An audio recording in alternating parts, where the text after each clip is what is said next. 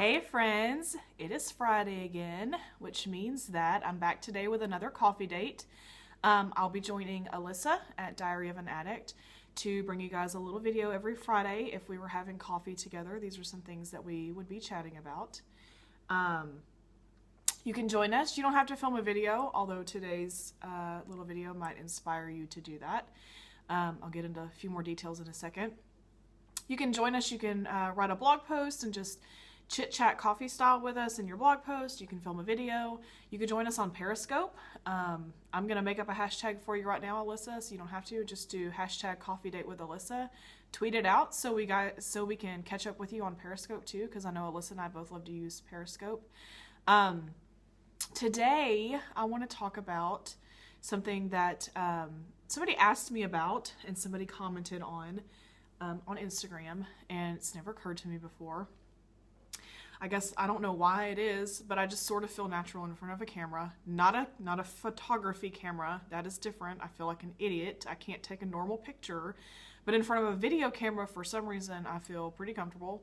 A couple of years ago, a friend and I filmed a video course together, and I got some like firsthand really great tips from the guy who filmed it to feel more natural and feel more comfortable. And so I think that may be why, is because I got like firsthand information from him, and that was like his specialty, was to film people in a natural setting.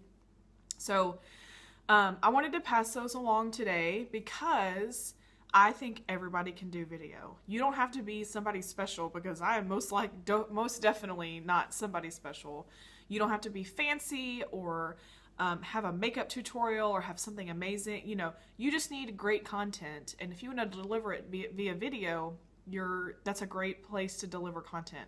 I personally like it because it's less editing for me. If I sit down and write a blog post, I'm like critiquing myself to no end, whereas in a video, like, you're getting just me. Like, I'm not going to go back and edit anything out except maybe the first 10 seconds of me just sitting here smiling, which I'm going to get to in a sec.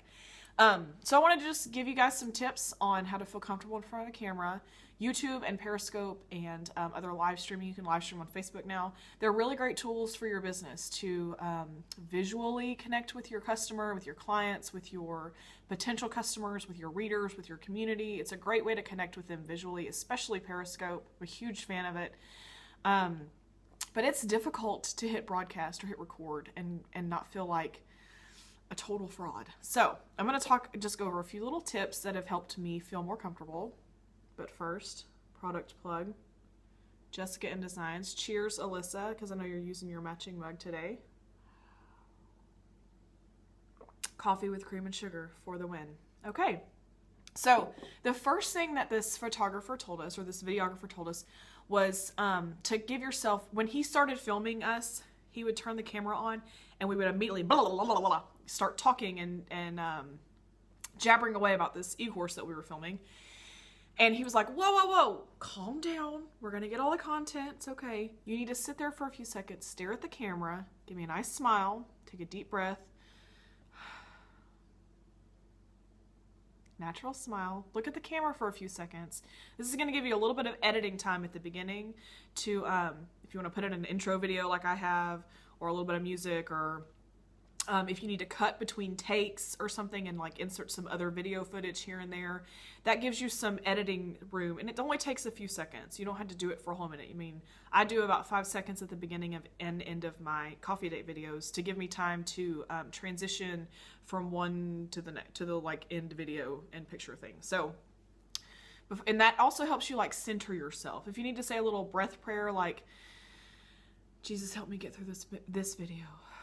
You know, and it just helps you kind of get centered and get right with yourself before the video starts.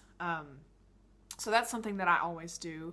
The second thing is I always wear a little bit more makeup than normal.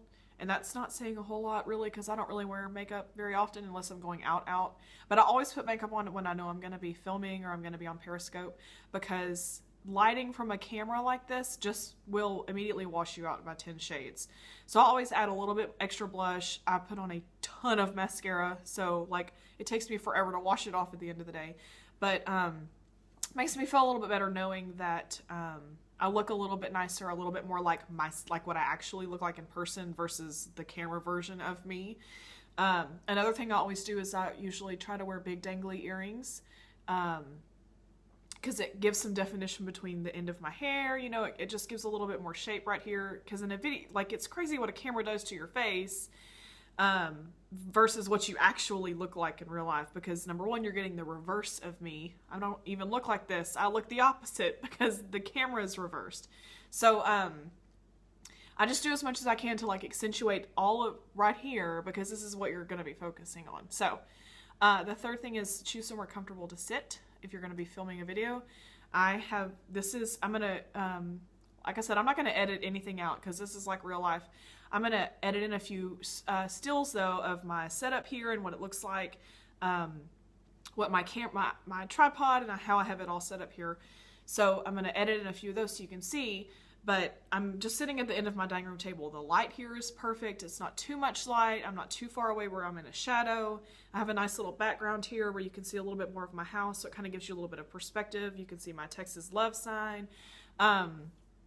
So just think about your background, your surroundings.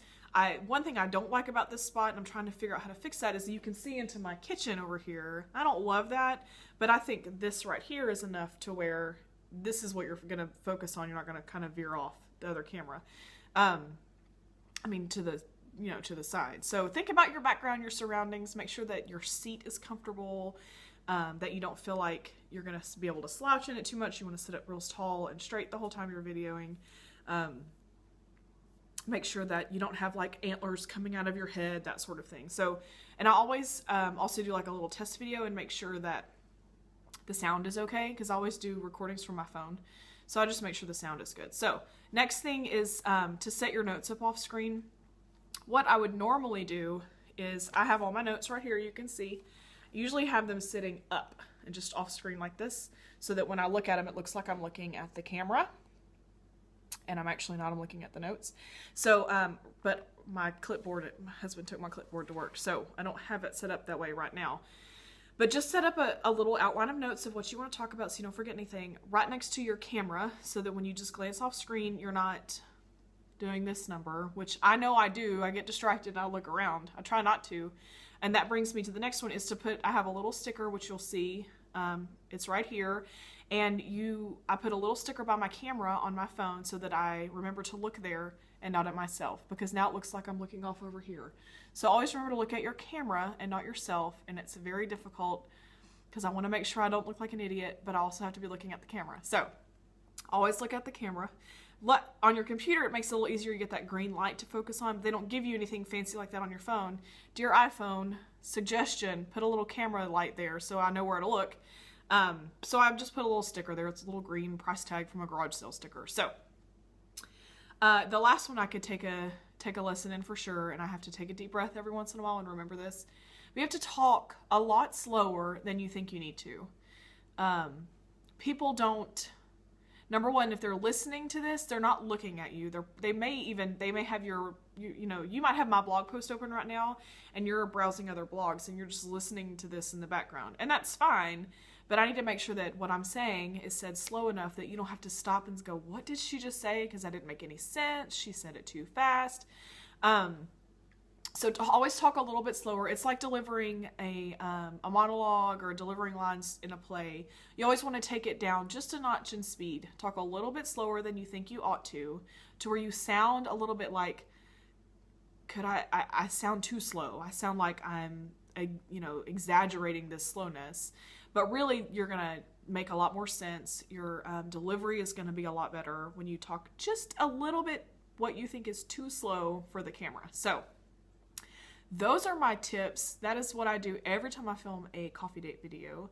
I'd love to hear if you have tips. I'd love to challenge you to record a video. You can use your phone, upload it to iMovie. It's super easy. I have to confess, I Googled a couple of tutorials, like how to add the video at the beginning, the music and the picture.